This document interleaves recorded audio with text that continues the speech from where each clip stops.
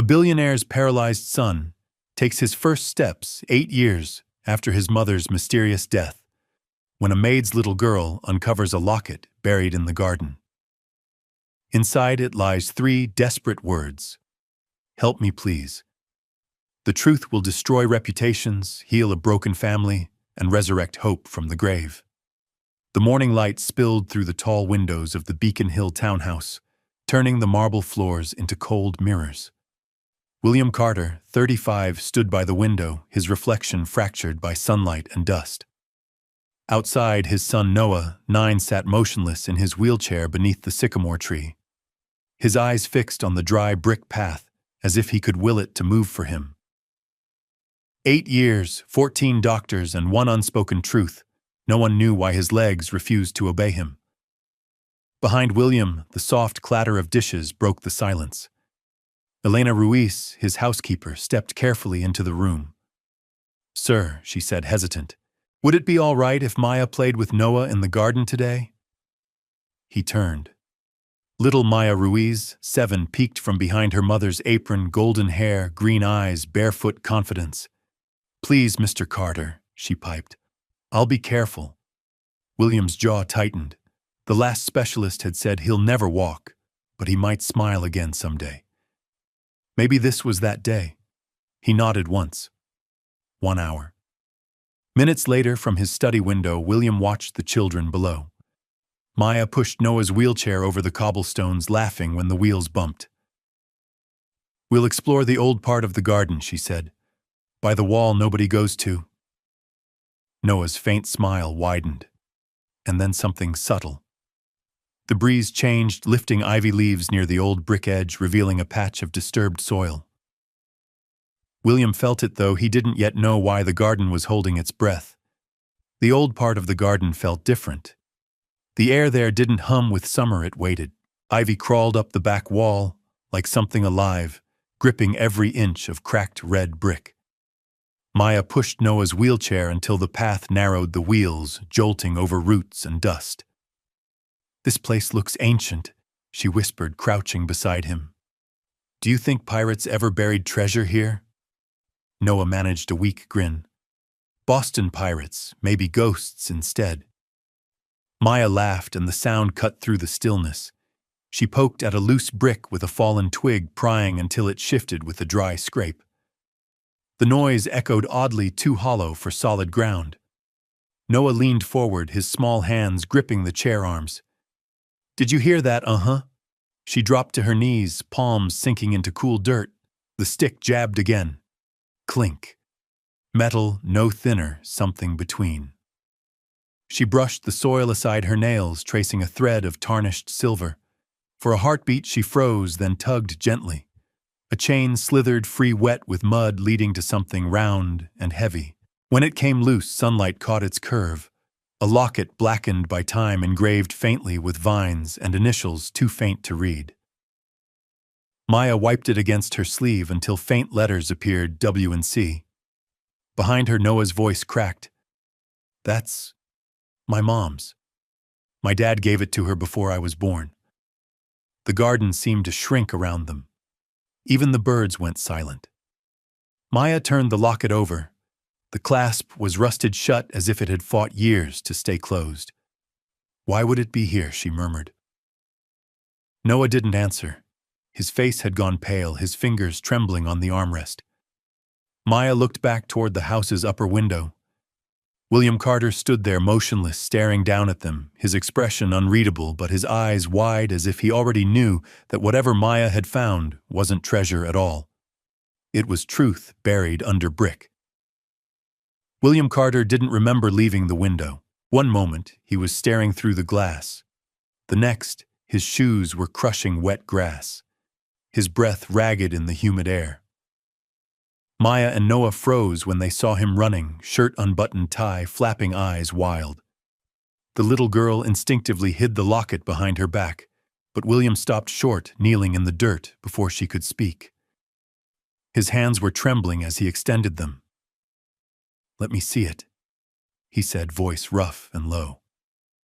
Maya hesitated, then placed the mud-covered jewelry into his palm. The metal was icy. William turned it over, thumb finding the familiar engraving W and C. His breath caught. "I gave this to Claire," he whispered. "She wore it every day until—" He couldn't finish. The clasp resisted his first attempt. He pressed harder until it snapped open with a brittle click. Inside were two tiny photographs, one of him, one of Claire, her smile bright even in fading sepia. But behind her picture was something else, something folded too small to notice at first, a scrap of paper yellowed and frayed. William's fingers shook as he teased it free. 3 words written in desperate, unsteady handwriting. "Help me, please." For a moment the garden vanished, the city, the mansion, the air. Only those 3 words existed. Noah's small voice broke the silence. "Dad, why would Mom write that?" William's lips parted, but nothing came out. His mind filled with 1,000 fragments: Claire's sudden sickness, the doctor's calm lies, the sterile white room where she'd gone still. His chest burned. He looked up. The ivy trembled in the wind, revealing darker soil under the bricks. "Where exactly did you find this?" he asked.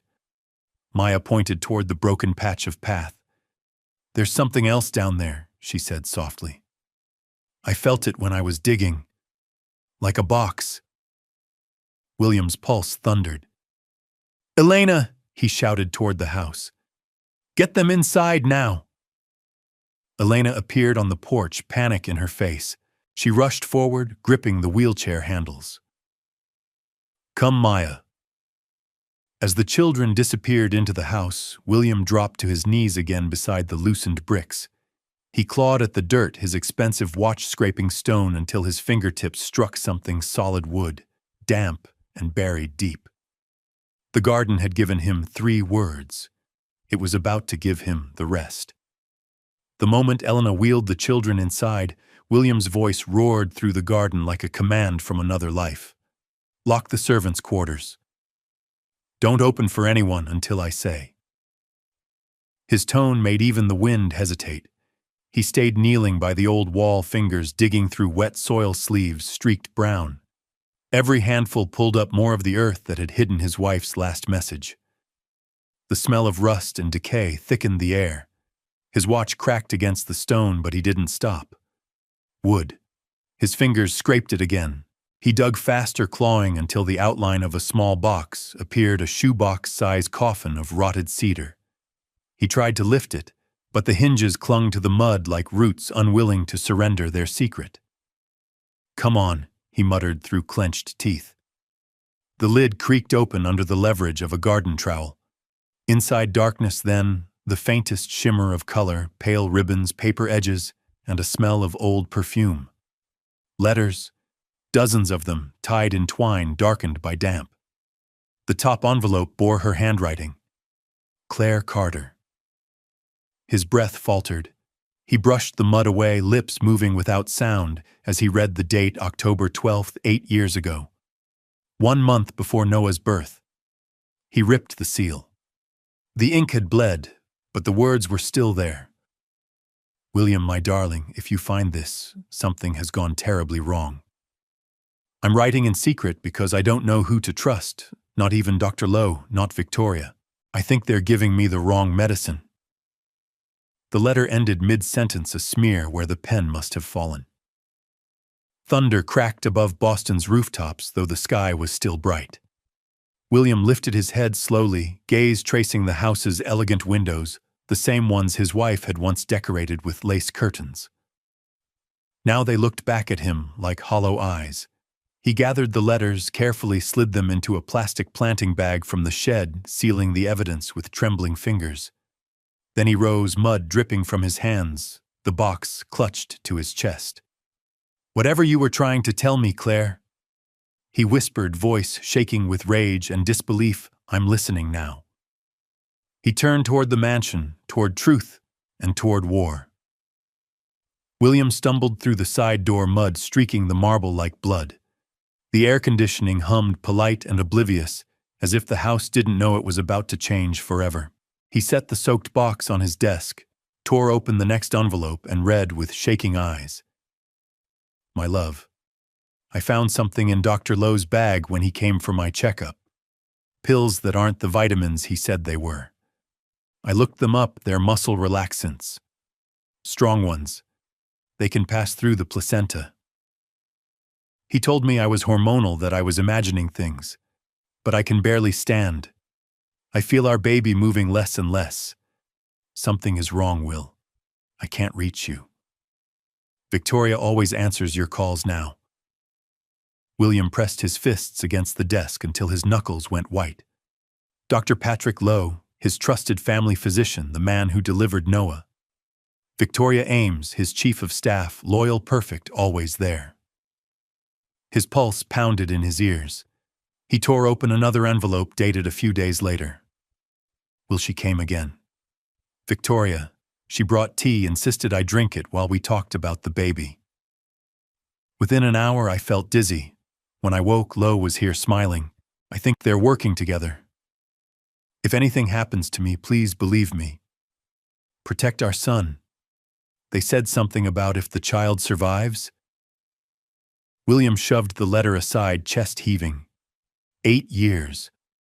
All this time, while he mourned Claire, while he blamed fate and bad luck, those two monsters had been alive, thriving, smiling at him from across his own desk. A sound startled him. The butler, James, hovered at the door, eyes wide. Sir, is everything all right? No, William said flatly, voice like stone cracking. It's not. He lifted the plastic bag of letters, dirt smearing the clear film. Get me Detective Harrison. Now. James hesitated. On the private line, sir, yes. And lock every door in this house. Don't let Miss Ames in if she comes. As James hurried away, William sank back into his chair. His reflection in the window looked older, unrecognizable. He picked up one last envelope dated the morning Claire died. He said, "We'll induce labor tomorrow. Victoria insists on being there. Will, she looks at you like you belong to her. If something happens, find the truth where we planted our first rose bush. Make them pay." William's throat burned. He closed his eyes, whispering into the empty room. I'm going to Claire. I swear to you I will. Outside, thunder rolled again, closer now. Inside the walls, Justice had just woken up. William Carter's study had always been a sanctuary of order, mahogany desk polished to a mirror sheen, books aligned with military precision, and walls of glass that reflected the calm of Beacon Hill's manicured streets. Tonight, it looked like a crime scene in waiting. The muddy box sat open on the desk, papers spread like evidence at trial. William's hands trembled as he slid the final letter into a transparent plastic sleeve. His voice was hoarse when he lifted the phone. Detective Harrison, this is Carter. I need you at my house now. Bring your team. Bring everything. There was a pause. Then Harrison's gruff voice crackled through the line. What's going on, Will? My wife was murdered 8 years ago, William said flatly, and my son's been poisoned ever since. The silence on the other end was short, heavy. We're on our way. William hung up, heart hammering. He opened the drawer on the right. Inside lay a handgun, oiled but unused. He had bought it the year Claire died, telling himself it was for protection. Until now, he'd never loaded it. A car door slammed outside. He looked toward the tall windows. The silver sedan was unmistakable. Victoria Ames, punctual as always. She was supposed to arrive tomorrow for their weekly review, yet here she was today, uninvited. Of course, he muttered. You couldn't wait to clean up the mess, could you? He tucked the pistol into the drawer but left it half open. The front bell chimed once, crisp as broken glass. From the hallway came the familiar voice of James the butler. Good evening, Miss Ames. Hello, James. Is Mr. Carter in? Cheerful, polite, her tone buttered in habit. In his study, James said carefully, catching William's nod through the open door. He heard the click of her heels approach each step, slicing through the silence. When she entered, she looked exactly as she always did. Flawless charcoal suit, pearl earrings, dark hair in a perfect twist. Her smile was professional, warm, lethal. William, I'm so sorry for dropping by unannounced, she began. There's been an issue with the Zurich account. He raised a hand, cutting her off. Sit down. Something in his tone froze her mid-sentence. Excuse me, I said sit. For the first time in 15 years, she obeyed without argument. William slid the plastic bag across the desk. Inside, the letters glowed faintly under the desk lamp. You recognize the handwriting? He asked quietly. Victoria's eyes flicked downward. For a fraction of a second, her calm cracked. Then she smiled too fast. Old letters from Claire. Don't play with me, he said, voice trembling not from fear but fury. You were there when she died. You comforted me. You attended her funeral, all while knowing exactly what you and Lo did. Her lips parted, shock widening her pupils. William, that's stop lying. His fist slammed the desk. The gun rattled in its drawer. You poisoned my wife. You crippled my son. The mask shattered.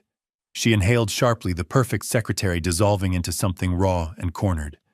Then laughter. Low, fractured, unhinged. Do you finally see me now? She whispered. After all these years, do you see me? William's stomach turned. You killed her because you loved me. I did everything because I loved you. She screamed, tears spilling. I built your empire while she played house. I gave you loyalty, devotion. You gave me a crippled child and a grave. Sirens wailed faintly outside Harrison's convoy, cutting through the night. Victoria heard it too. Her eyes darted to the window, panic flickering. Don't, William warned, opening the drawer. The glint of the gun froze her in place. Sit back down, he said.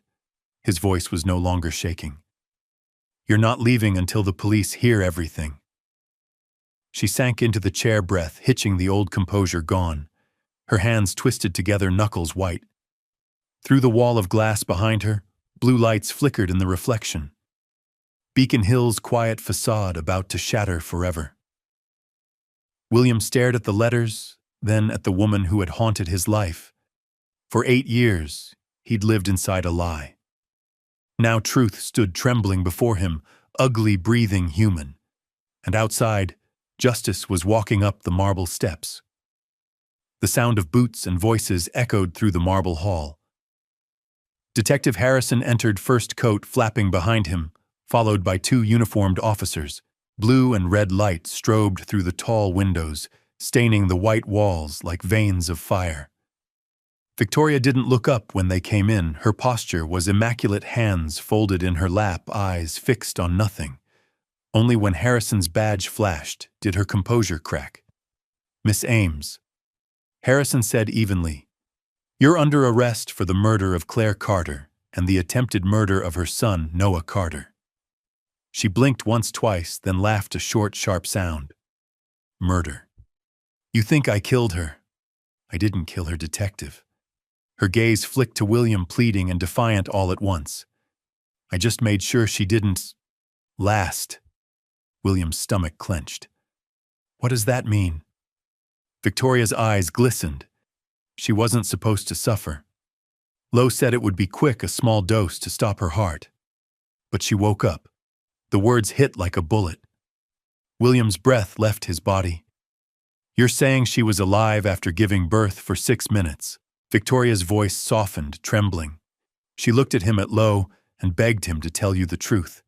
And he didn't. He finished it. You were in the waiting room, William. You were right there. Silence. Only the slow hiss of rain against glass. Harrison nodded to his officers. Cuff her. As they pulled Victoria to her feet, she didn't resist. Tears streamed freely now, her voice barely a whisper. I never meant for Noah to be so broken. I just wanted you to need me. I just wanted you to see me. William turned away, unable to meet her eyes. The officers led her out, heels clicking one last time across the marble that had once echoed with Claire's laughter. When the front door shut, the house exhaled a sound like grief, long, hollow, and final. The echo of the closing door hadn't even faded before William was running up the grand staircase 2 steps at a time. His pulse thundered so hard, it drowned out the rain. Victoria didn't work alone. Lo was still out there. He burst into Noah's bedroom.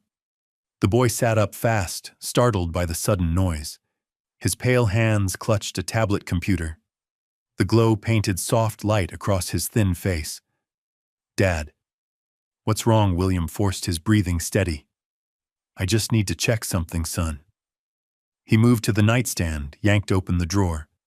Inside sat an amber pill bottle labeled neatly in Dr. Lowe's handwriting, "Vitamin Complex for neural support." The same careful signature that had once looked so trustworthy it could have been scripture. William unscrewed the cap and poured one tablet into his palm. It was small, beige, innocent. He felt sick. "When did you last take these? Yesterday? Miss Ames said they'd make me stronger.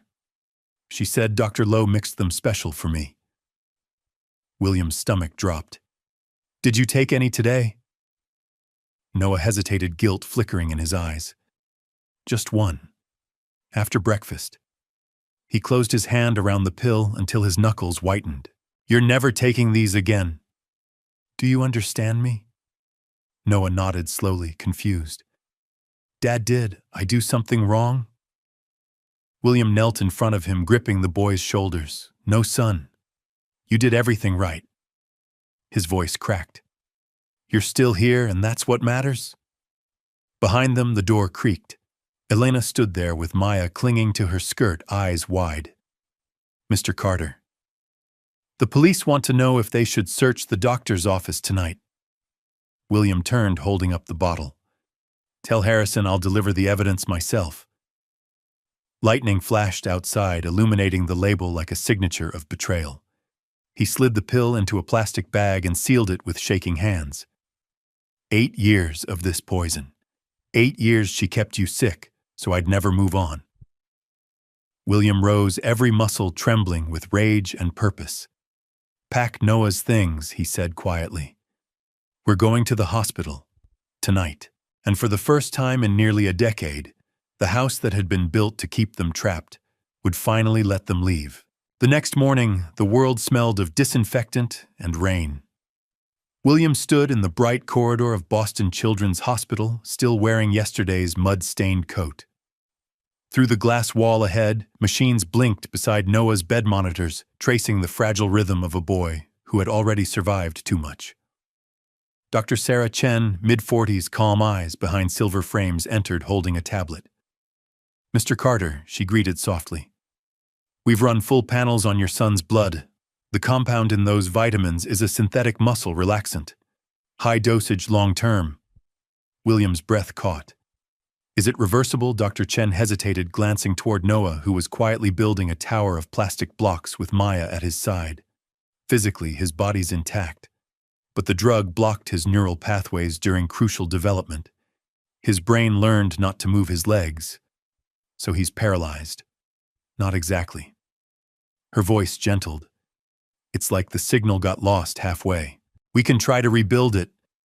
There's an experimental protocol, electrical stimulation therapy medication, but it's painful and uncertain. Maybe a 20% chance of meaningful movement." William swallowed hard. 20% is more than zero. Dr. Chen gave a small nod, almost a smile. "He's brave. That helps." Through the glass, Noah looked up just then. When he saw his father watching, he grinned, the kind of smile that reached his eyes, the one William thought he'd never see again. Dr. Chen followed his gaze. "We'll start tomorrow morning. It'll be rough, but if he has that kind of spirit, we have reason to hope." Hope. The word felt foreign, heavy, and light all at once. William turned back toward the window, whispering under his breath, "Hold on, Claire. We're finally coming back." Boston slept under a silver rain that night, but William Carter's mind refused to rest. The hospital corridors had grown quiet. Noah was sedated after his preliminary tests. Maya curled asleep on a chair beside him. William stood by the window phone, pressed to his ear. "Harrison," he said when the line clicked. "I found something else. The pills, the records. It's only half the story." Claire mentioned a rose bush, a wall. There might be more. Stay put, the detective warned. We've got warrants on Dr. Lowe's clinics and his home. If there's physical evidence, we'll find it. But William wasn't the waiting kind. By midnight, he was back at the Beacon Hill townhouse. The house loomed in silence, rain trickling down the iron railing like tears. Inside, the faint smell of mud and perfume still clung to the air, a ghost of Claire, and the truth she'd hidden. He went straight to the cellar, the oldest part of the mansion. Contractors had been restoring the foundation last spring. Claire's words echoed in his mind, where we planted our first rose bush. He followed the stone wall until his flashlight caught a line of plaster slightly brighter than the rest. He pressed. The surface shifted a concealed panel. Behind it, metal glinted. A biometric safe thin as a cupboard door. William stared, disbelief mixing with dread. "Claire," he whispered. "What did you do?" The safe hummed to life as his fingers brushed the scanner. To his shock, it opened. Her system had been keyed to his DNA. Maybe she'd set it to recognize him long before she died. Inside a small hard drive, a ledger, and a sealed USB envelope labeled, "If I don't make it." He carried everything upstairs to his study, connecting the drive to his laptop. A folder blinked open, hundreds of files dated 8 years ago. Scanned prescriptions, expense transfers, private communications between Victoria Ames and Dr. Lowe. Then one final file, VID Claire 09. He clicked. The image that filled the screen was grainy, handheld. Claire sat propped up in bed, pale but smiling faintly, camera trembling in her hand. The sound of distant thunder mirrored the storm outside now. "Will she?" whispered, breath shallow. "If you're seeing this, it means I couldn't reach you. I know about Victoria, about Lowe. They're using something to weaken the baby. They told me it's vitamins, but it's not. I can feel my body shutting down. I'm hiding this behind the cellar wall where we planted the first rose bush because I don't trust anyone anymore. Not even the staff." She coughed, clutching her stomach. The camera tilted, showing the date stamp 3 days before she died. "If they take me away, find the truth, Will. Protect our son." The video ended abruptly with a shaky frame of the rose bush by the back wall, the exact spot where Maya had dug.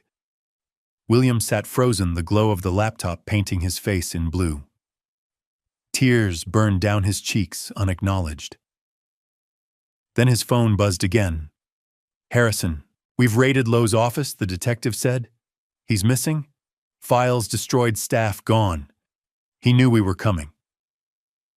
William looked at the open folder of evidence. "He won't run far.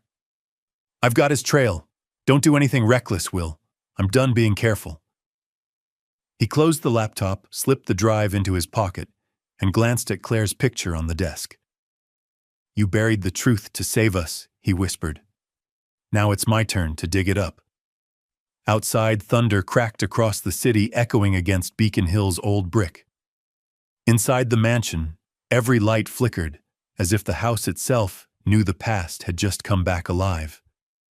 The therapy room smelled of antiseptic and quiet fear. Wires coiled from the machines like silver vines wrapping around Noah's legs.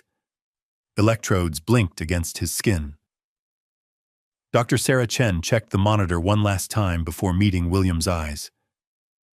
"Once we start, we can't stop mid-cycle," she warned. "He'll feel everything." William nodded, fists clenched. "He's ready." On the table, Noah lay flat, trembling but determined. Maya sat cross-legged beside him, her tiny hand wrapped around his fingers. "You got this," she whispered, voice small but steady. "You're the bravest person I know." Dr. Chen hit the switch. The current surged. Noah's body arched, a raw cry ripping through the sterile air. His muscles jerked like lightning through stone. William's instinct screamed to stop it, to tear the wires away, but he forced himself still. He had seen too many lies dressed as mercy. This pain was truth. This pain was healing. 10 seconds, Dr. Chen counted. 9. 8. Noah's scream broke into gasps, then silent tears. Maya held on tighter, whispering nonsense words, lullabies, anything to keep him anchored. When the timer beeped, the boy went limp, sweat soaking his hair. Dr. Chen leaned close, studying the screen. "Good initial response," she said quietly. "We'll do 3 sessions a day for 6 months." 6 months. William exhaled shakily, running a hand over his son's damp hair. "You did it, champ." Noah blinked, exhausted voice, barely a breath. "Did it hurt you more or me?" William smiled through wet eyes. "Both. But one of us gets better because of it." Maya squeezed Noah's hand. "And tomorrow we try again." In the corner, the machines hummed softly like distant thunder rehearsing for hope. By the 3rd week, the pain had its own schedule. Every morning at 7, every afternoon at 1, every evening at 6, Noah screamed until his voice went raw. Then he'd sleep, twitching through exhausted dreams. William tried to count progress in numbers, charts, percentages. But the truth was, cruel, no motion yet. No twitch, no miracle, just pain and waiting. That night, the hospital lights blurred into a gray haze through the rain. William found himself on the rooftop terrace, Boston spread below him, spires and lights dissolving into mist. His reflection wavered in a puddle, unshaven eyes hollow. For years he'd lived on ambition, on the illusion that money could buy answers. Now all he wanted was one real thing he couldn't pay for: his son's freedom. Footsteps approached softly behind him. Dr. Sarah Chen joined him at the railing, her coat fluttering in the wind. "Long day," she said quietly. He laughed bitterly. "That's all they've been lately. Long days that end in pain." "He's stronger than you think," she said. "Most kids wouldn't last 3 sessions. Most kids weren't poisoned their whole lives." The words came sharper than intended. He sighed. "Sorry. I'm just watching him suffer feels like punishment." Dr. Chen studied him. "Sometimes recovery looks like punishment before it becomes grace." William turned to her. "Tell me honestly, will he ever walk?" She didn't look away. "I don't know. But I know this: he's fighting for you. If you give up, he will too." The honesty stung.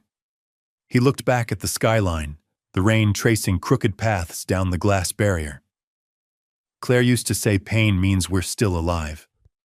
I never understood until now." "She sounds like she was remarkable," Dr. Chen said. "She was the balance to everything. The reason this house didn't feel like a tomb." He paused. "She'd hate what I've become." "No," Dr. Chen said softly.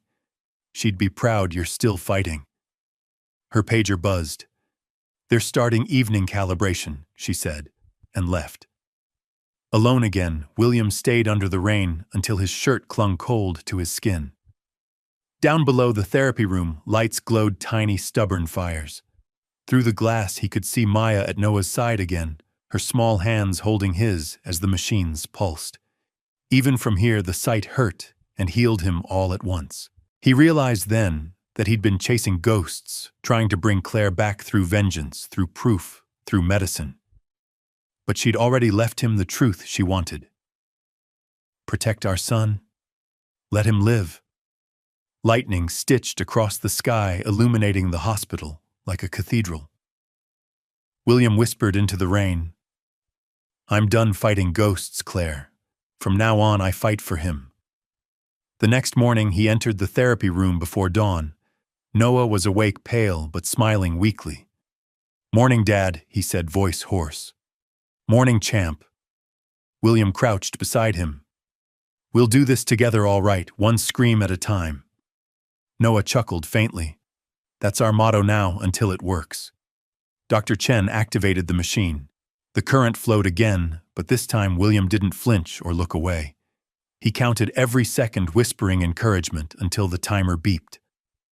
When it ended, Noah lay trembling, but when he blinked through the sweat and tears, his expression changed. "Dad," his voice cracked. "I felt something. My toes. I felt them." William froze. "Are you sure?" Noah nodded, breathless. "Just for a second, but I felt them." Maya gasped, eyes wide. "See, it's working." For the first time in weeks, William smiled without forcing it. The rooftop rain still clung to his sleeves, but inside a different kind of storm had broken one made of hope. 2 weeks after Noah first felt his toes spring began to slip quietly into Boston. The hospital courtyard thawed patches of green fighting through the gray. Maya knelt beside the garden wall, pressing a small rose cutting into the soil. Her hands were clumsy but careful, her tongue poking out in concentration. "Your mom loved roses, right?" she asked without looking up. William nodded, standing behind her. "She planted them everywhere. Said flowers are proof that pain can bloom." Maya patted the dirt down with a child's seriousness. "Then we'll grow one here for her, so when Noah walks, he can show her first." William's throat tightened. For a second, he couldn't speak. "That's perfect, Maya." Behind them, Elena appeared carrying a blanket. "He's asking for you," she said, smiling through tired eyes. "He said you promised to come after the planting." Maya jumped up, brushing her knees. "Come on." They entered Noah's room together. The boy sat upright in bed, sketchbook open, pencils scattered around him. On the page, a drawing of a small courtyard filled with roses, benches shaped like wings, and a ramp winding gently through it. "For Mom's garden," he explained shyly, "so everyone in wheelchairs can visit without help." William stared at the design, at his son's face glowing with quiet pride. "It's beautiful," he said softly. Noah grinned. "Maya says when it grows it'll smell like second chances." William bent to kiss the top of his son's head. "It already does." Outside the window, the first drops of rain began to fall again, but this time they didn't sound like mourning. They sounded like a heartbeat finding its rhythm once more. 3 months later, a plain brown envelope arrived at William's office, no return address, only his name typed neatly across the front. Inside was a short letter, the handwriting instantly recognizable, Victoria Ames. "William, I know you'll never forgive me, and you shouldn't. But there's something you need to know before I'm gone. I told Detective Harrison about the safety deposit box Dr. Lowe used. Inside are his original dosing logs, every injection, every drug, every note about your wife and son. If Dr. Chen has them, she'll know how to reverse what we did. Use them. And for whatever it's worth, tell Noah I'm sorry. I never meant for him to die.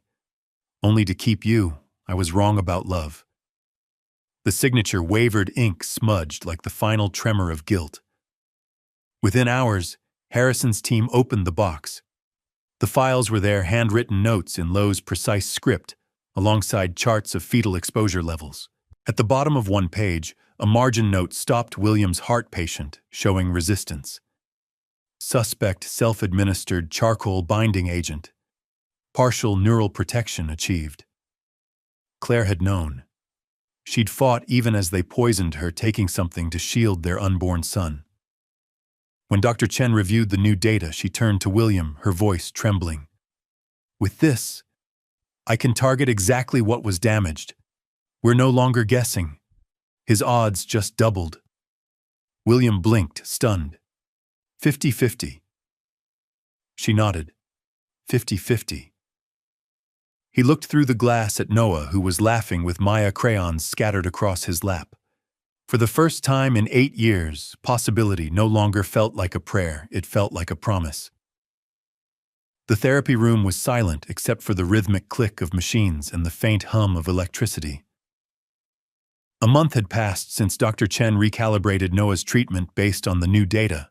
Every nerve map, every dosage, every pulse was now guided by Claire's old letters and Dr. Lowe's stolen files. Noah stood inside a support harness, the sleek straps holding most of his weight. His legs trembled not from fear, but from the first fragile sparks of returning strength. Maya sat cross-legged on the floor, clutching her worn-out, stuffed rabbit eyes locked on him, like she was holding the entire world steady. William stood beside Dr. Chen, his palms sweating despite the cold room. "Are we sure he's ready?" he asked quietly. Dr. Chen smiled faintly. "He said he wants to try, and that's all the readiness I need." She turned to Noah. "Okay, sweetheart, remember what we practiced. Think, then move. Don't force it. Let your brain talk to your legs." Noah nodded. His hands gripped the metal bars on either side. Maya moved to the far end of the parallel bars, 10 feet away, her voice shaking but full of courage. Come to me, Noah. You can do it. The world seemed to hold its breath. Noah inhaled deeply. For a heartbeat, nothing moved. Then the smallest twitch in his right thigh. A spark, a tremor, the faintest whisper of control. His foot lifted, wobbled, then set down again 6 inches ahead. Dr. Chen's pen froze mid-air. William's heart stopped. Do it again, Maya whispered, tears glistening. Noah swallowed hard and moved his left foot. It dragged at first, then caught, then pressed forward. 1 step, then another. 2, Dr. Chen counted softly. 3. By the 5th, Noah's whole body was shaking. I can't, he gasped. Yes, you can, Maya's voice cracked. You're almost here. He took another step, then another, 7, 8. His legs buckled, but before he fell, Maya lunged forward, catching him as the harness took the rest of his weight. They collapsed together in a heap of laughter and tears. William reached them in seconds, dropping to his knees. You did it, he whispered, voice breaking. You walked. Noah looked up, panting, smiling through tears. I felt it, Dad. I really felt it. Dr. Chen blinked away her own tears. 9 steps, she said softly. Your son just took 9 steps. For a long moment, no one spoke. The rain tapped softly on the window panes as if the world itself was applauding in secret. William gathered Noah into his arms. The boy's heart pounded against his chest. Your mom would be so proud, he murmured. She saw it, Noah said, voice trembling but sure. I think she did. Maya looked up, cheeks streaked with tears. Told you he could do it, she sniffled. He just needed a little cheering. William smiled through his own tears. Then keep cheering, Maya, because this is only the beginning. In the reflection on the window, William saw them together, his son standing, Maya holding him, Claire's locket gleaming faintly around his own neck. It was a reflection of everything he'd almost lost, now glowing with everything he'd found. For the first time in 8 years, the storm inside the Carter family finally began to clear. The next morning, the front gates of the Carter townhouse were crowded with reporters. Cameras flashed like lightning, voices clashed over the rain. Mr. Carter. Is it true your late wife was murdered? Is your son really walking again? Will you testify against Dr. Lowe in court? William paused under the awning, the weight of 8 years pressing behind his eyes. For a moment, the old reflex returned, the public man, the billionaire who knew how to turn pain into press. But that man had buried a wife and nearly lost a son. He wasn't interested in spotlights anymore. Detective Harrison waited beside his car. You sure you don't want to make a statement? William shook his head. When Noah walks to his mother's grave, that's when I'll talk. Until then, this stays private. Harrison nodded, understanding. We've charged Lowe with second-degree murder and medical fraud. His trial starts next month. The evidence you found, those letters that drive, it's airtight. Good, William said softly. Let the system do what it's supposed to for once. As he turned toward the car, a flashbulb caught the locket at his neck. Inside it were the same 2 photos and the note that started everything. He touched it gently, then looked toward the upstairs window. Noah sat there watching from his wheelchair, Maya's small hand waving beside him. William smiled, exhaustion and peace intertwining. For the first time, his world wasn't built on denial or money. It was built on truth, messy, painful, but alive. He climbed into the car beside Harrison. Let's go home, he said. My son's waiting. A week later, sunlight filled the townhouse for the first time in years. The curtains were open, the air smelled of paint and paper instead of medicine. Noah sat at the dining table, surrounded by colored pencils and blueprints. His legs rested in light braces, trembling now and then, as if remembering what strength felt like. Across from him, Maya leaned over the sketches, hair falling into her eyes. "What's that building?" she asked. "It's a school," Noah said shyly. "For kids like me. Every door wide enough for wheels, every stair with a ramp beside it. No one gets left out." Maya's grin widened. "Can I help decorate? You already are," he said, pointing to her messy rainbow doodles along the page's edge. "That's our logo." From the doorway, William watched silently. The morning light hit Noah's face just the way it had lit Claire's when she used to sketch garden layouts at this same table. He cleared his throat softly. "You two are quite the design team." Noah turned, pride shining through the quiet. "It's called the Carter Institute for Inclusive Design. We're building Mom's dream again, just bigger." William swallowed hard. "Then it's official. We'll make it real." Maya's eyes widened. "Like, real, real, real, real," William said, smiling, "with roses in every courtyard." Noah laughed, the sound bright and clean, echoing through the house that had finally stopped mourning. Outside, the afternoon breeze stirred the garden ivy, the same place that once hid a secret, now blooming with new life. This time, nothing was buried. Everything was growing. Renovations finished by early autumn. The mansion that once echoed with grief now breathed differently, lighter, alive. Workers had restored the cracked garden path, replacing the old bricks with smooth new ones. But William had one request: leave one uneven brick untouched.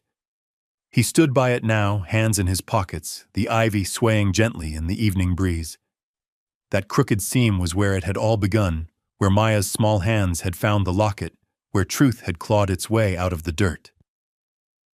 "Don't fix what tells our story," he'd told the foreman. "Scars aren't flaws. They're proof we survived." Inside the main hall, sunlight poured through tall windows onto a new display case, a simple glass box on a mahogany stand. Inside rested Claire's locket, cleaned but still faintly tarnished, the paper note folded beside it. A small plaque beneath read, "Found by Maya Ruiz, age 7. The truth buried in our garden set us free." Elena often caught visitors pausing there, eyes glistening. Even the staff spoke softer now, as if the house had earned its peace. Upstairs, William paused outside Noah's room. The boy was sketching again, legs propped on pillows, Maya reading beside him. The sound of their laughter drifted into the hallway light, ordinary, perfect. He touched the locket through the glass, whispering to the memory of the woman who had started everything. "We're okay now, Claire. You can rest." From the garden, the scent of new roses floated through the open window, mingling with Boston's cool autumn air.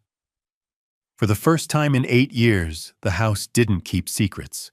It told a story of loss of love and of a family that learned how to grow again. The therapy room was brighter than usual, sunlight slanting through the tall windows like ribbons of gold. Dr. Sarah Chen checked the settings on the new neural stimulation console, her movements brisk but reverent. She knew today might change everything.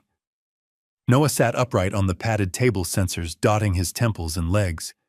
His face was pale, jaw tight, but his eyes burned with quiet focus.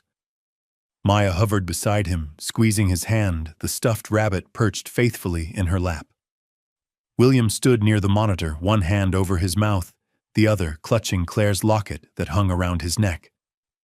The hum of the machine deepened, steady, deliberate, alive. "All right," Dr. Chen said. "We're mapping the new pathways. Remember, don't force the movement. Just think it."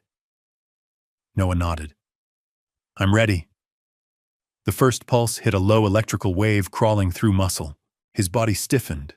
Monitors spiked. For a moment, nothing. Then a faint flicker on the screen. A neuron signal firing, not random, intentional. Again, Dr. Chen said, leaning forward. Another pulse.